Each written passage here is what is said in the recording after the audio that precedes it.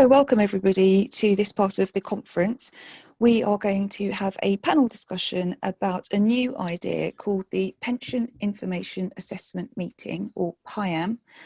Family solicitors will recognise that it rhymes with MIAM, and that's because it starts off with the mediator, or so we think.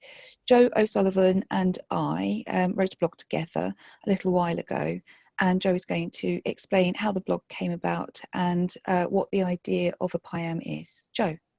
Thanks, Menna. Yeah, we had a sort of mutual bugbear when we're acting as solicitors, acting as mediators, and there's a definite lack of emphasis on pensions and how the pensions could fairly be divided, and without usually any expert report or input from outside just the three people. And actually, since our blog, Menna, it's occurred to me that solicitors as well would benefit from a PIAM. But yeah, we were kind of this kind of came about by accident, really, a sort of mutual, oh my goodness, how can we make this better for clients using mediation, and what would really help the mediator perhaps would be just a norm where we're just going to an expert to get some help, because most of us don't understand pensions. I think that's right. And when you say most of us, I think that's mediators and solicitors, dare I say sometimes barristers, and perhaps even judges. Because actually, yep. I think, Carla, you would probably agree that pensions are quite complicated, aren't they? Yes, definitely. And they're so wide-ranging in terms of how benefits are accumulated, how they can be taken. Yep, a huge range. Brewin Dolphin with Matheson Consulting has recently undertaken a survey.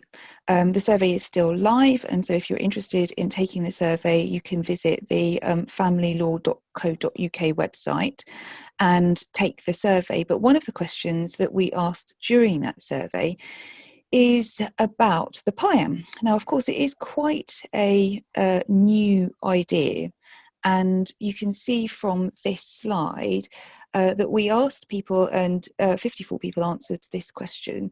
Do you think it's useful to mandate that parties with complex pensions, and we can ask Carla in a minute what a complex pension is, should attend a pension information assessment meeting, a PIAM, with a financial advisor, so a financial neutral like Carla, from a panel of experts before commencing either non-court dispute resolution, so that would be mediation in the example that Joe gave, perhaps collaborative, although collaborative process has a financial neutral probably more often than not, but Joe's a collaborative lawyer and she can give us more information, or go into the litigation process. And so you can see from the responses that most of the people who responded said that they wanted more information, and hopefully this small session of the conference will help to give you that information.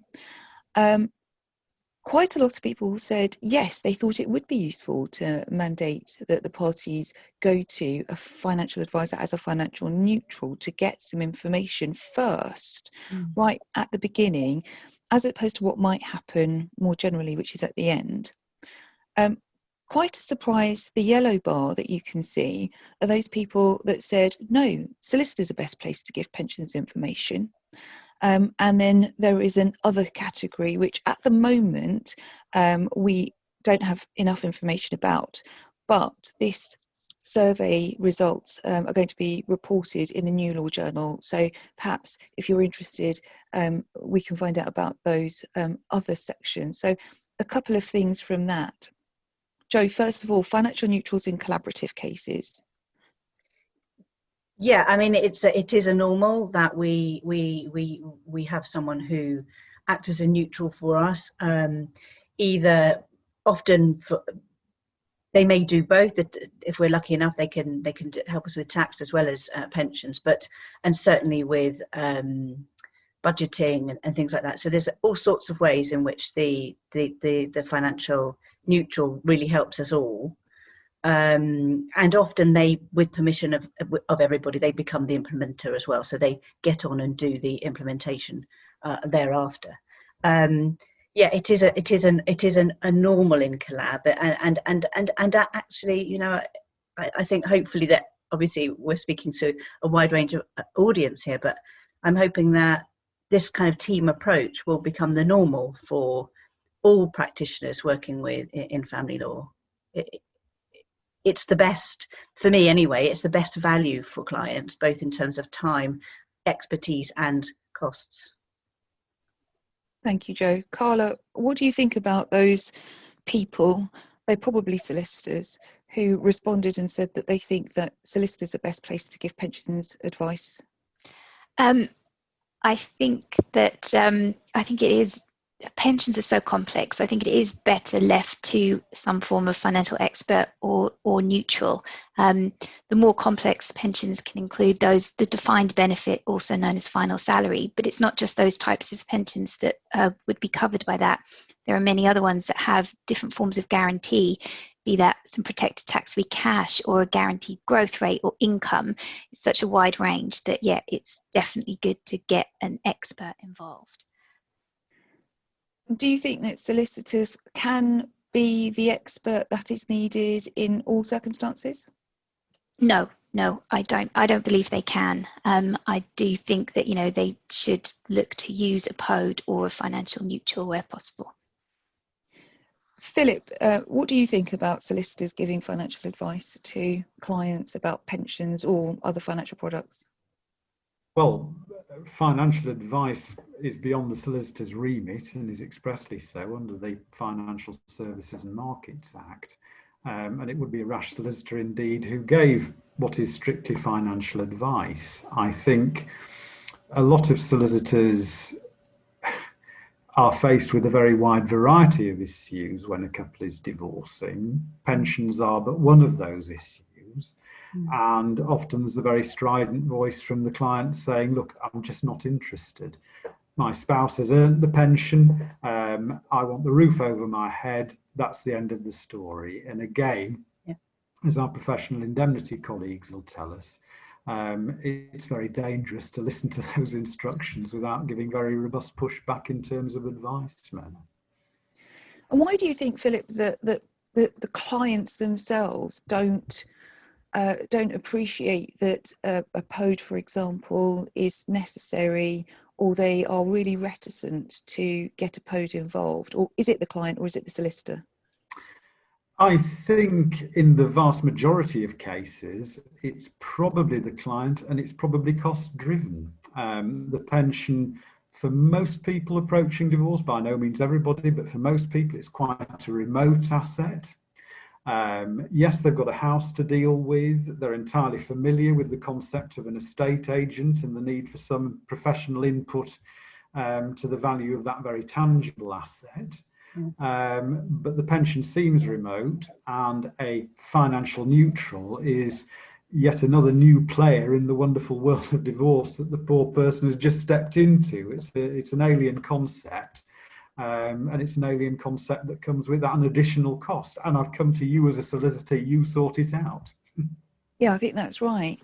Jo, in collaborative, you say that it's much more common to use a financial neutral. How is that received by the people going through the collaborative process? Well, I mean, it sounds trite to say that we say we work in a team or we don't work at all. It is actually that sometimes you have to be that straightforward and say that really it's in everyone's best interest if we all understand what's going on and we all understand at the same time, and we get the chance to ask the questions we need to have answered, and that we get some help collating the information that we need, because sometimes, you know, the Form P, okay, it's helpful, but that often, and Carla will no doubt talk about this, but, you know, we need extra information that the Form P just doesn't ask for.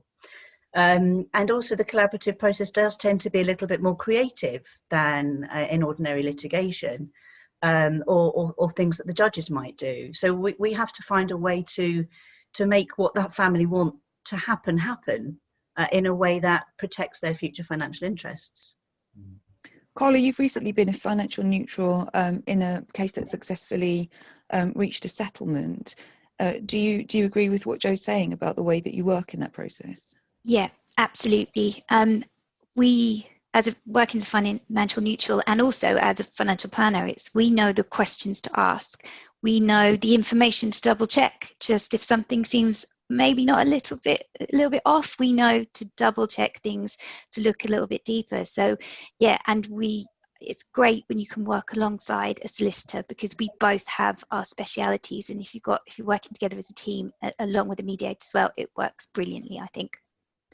I mean, they do say you wouldn't ask a general practitioner to do a brain surgery operation, would you? And likewise, solicitors probably shouldn't dabble in giving financial advice, not least because, as Philip says, it's definitely against the rules and regulations. I'm just going to share my screen again. We're going to have a quick look at a flowchart that we've put together just to contemplate really what we would think about the PIAMS process looking like. And so, as Joe has said, parties would attend mediation, but Joe, you also think, don't you, that possibly the parties could go to a solicitor, and the solicitor could do this bit, the first box that we're looking at there?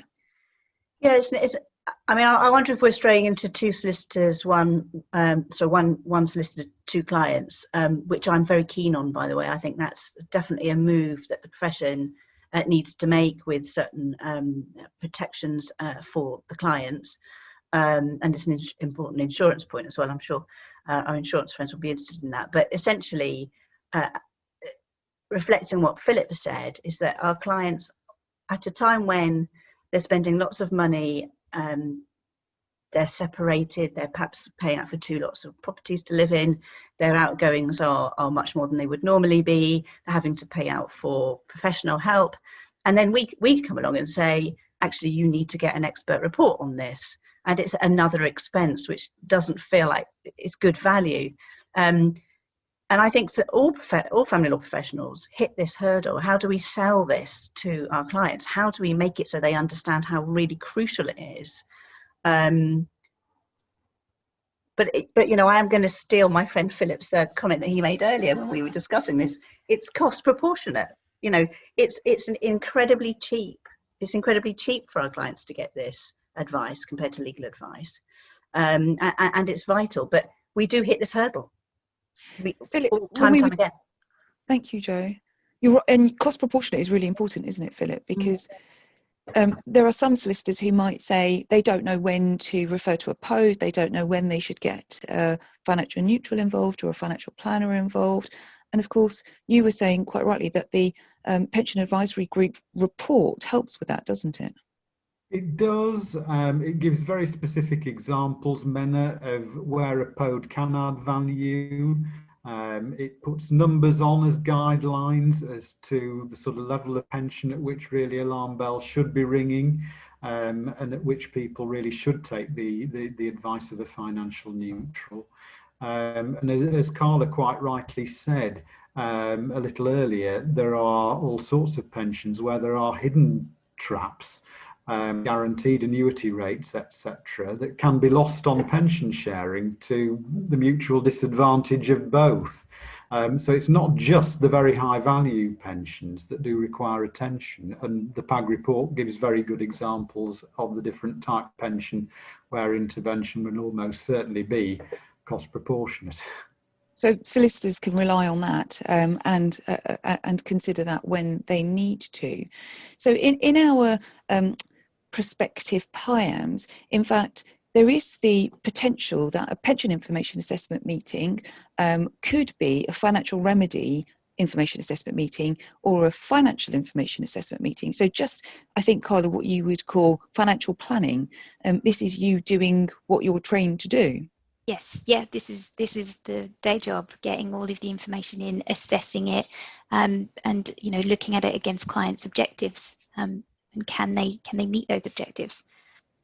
And doing it in the process of financial remedy proceedings for us very early on, so that the parties haven't really attached themselves to the idea of, I want the house, you can keep your pension, I'm not interested. So before they've got to that point where they've developed these ideas, you can give some views to them once you've got all the paperwork together, about the financial products, so insurances, and sometimes these can be things that people cancel early on just because they don't want to pay the direct debit. Yes, yeah, definitely. People might go through their bank statements going, I don't know what this is, I'll get rid of this. And it could be really valuable or extremely expensive to replace later on down the line. Particularly with insurances, you might not get the same terms, you might pay a lot more. And it's, investments that are paid into regularly. We keep an eye on all of that. Pensions, which is our focus, and of course Pension Advisory Group report really does help with not only when to get a POD involved, but also when you don't need a POD report and you can get a financial planner involved, either as a shadow expert or a neutral, or just to do some planning with the clients. And cash flow, can you explain what cash flow is, Carla? Yes, so cash flow involves us looking at the client's current situation and reviewing the point they are at now and what might happen in the future. So are they able to meet their goals, both monetary, as in I want an income of X at this point, or even just more lifestyle goals. When can I retire? Will this settlement last me the rest of my life? So it's just taking those clients' goals and seeing if they're achievable. And I think at an early stage, Joe and Philip, it would be really useful to get that kind of grounding for clients, wouldn't it? So that they don't go off on a frolic. Yeah, essential. Yeah. And also you're working with somebody who can, what we're trying to create in mediation and collaborative process is really generating options. If you do X, what will that look like? What will your future look like? If we do Y, it will look like this, or whatever. So yeah, definitely creating situations where people are making choices rather than taking fixed positions very early on, as you say, Menna. And then in our flow chart, it's possible that the parties could return back to mediation if that's where they started from, or they could decide that they've got their financial disclosure, they've spoken to a financial neutral, actually they don't want to go down a litigated process, so they could start at a mediated process at that point, couldn't they, rather than go back to mediation, or they could go and seek legal advice with the ultimate hope that they will reach a settlement one way or another.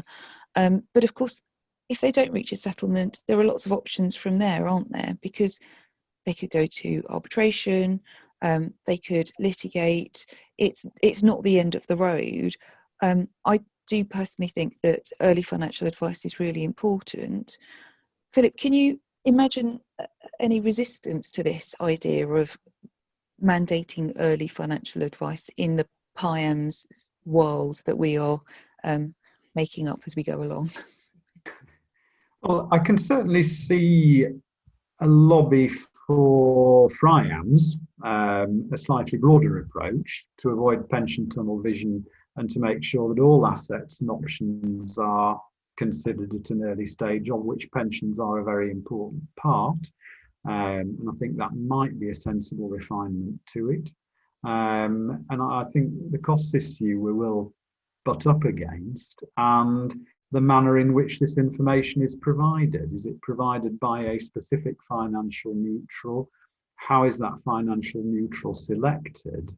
Or is it provided by way of podcast? Or is that simply too generic for somebody to get much value out of? Or is that a good starting point to raise an understanding of why the neutral evaluation is a really useful tool at the start of a discussion? Thank you. Carla, what do you think that is a common problem that you find when you're dealing with family divorce cases, perhaps if they haven't been to a financial advisor or financial neutral early on, when you're at the implementation stage maybe? Yes, the difficulties are when we arrive later on. So we can definitely help implement, but we would prefer to be there at the beginning, exploring all the options, looking at each of the investments, both separately and as a whole, and then we can provide much more value to the client. So not being involved early enough restricts us in our ability to do the best job. I suppose it's a little bit like when somebody started divorce proceedings or financial remedy proceedings themselves, and then they run into an obstacle and they come to solicitors and say, well, this is what I did, and you're thinking, well, if I had got this from the beginning, I would have done it differently, but now I'm stuck with what you've done and I'm going to have to try and do the best I can with this situation. Yes, if a client arrives with a lump sum and then we find out how that's been generated and perhaps the tax bill that's gone alongside it, it's not ideal. That's brilliant. Thank you very much, everyone, for being involved in this discussion.